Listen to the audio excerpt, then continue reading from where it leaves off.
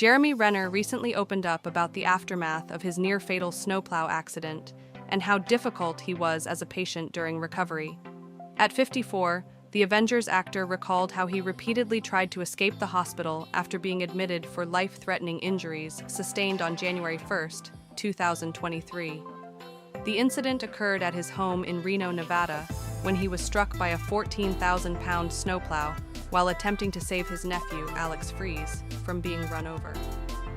Renner acknowledged that he was, in his words, a difficult patient, frequently attempting to break free from the hospital. His behavior led medical staff to restrain him by handcuffing him to the bed. Though he half-jokingly attributed his behavior to medication, he ultimately described himself as simply being a pain. Despite his efforts, none of his escape attempts succeeded.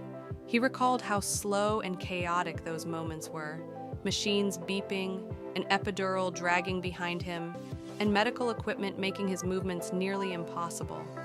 He never even reached the hospital's front door. Still, he remembers telling his nephew to pack up his belongings so they could leave. Renner's experience is detailed in his newly released memoir, My Next Breath.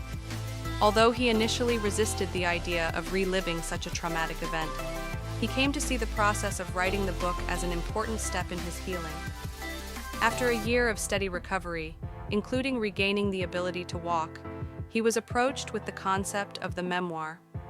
Though the idea of recounting the ordeal was daunting, he realized that confronting it word by word allowed him to process the trauma in a deeply personal and restorative way. The healing extended beyond himself. His nephew, who held his arm while watching him bleed out, also experienced emotional recovery through the retelling of the event.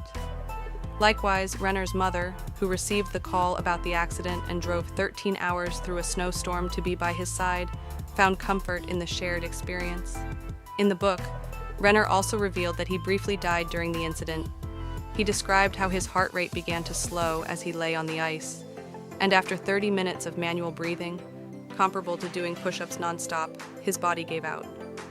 He wrote that in that moment, unknown to his family and loved ones, he simply became exhausted and passed away right there, on the driveway of his home.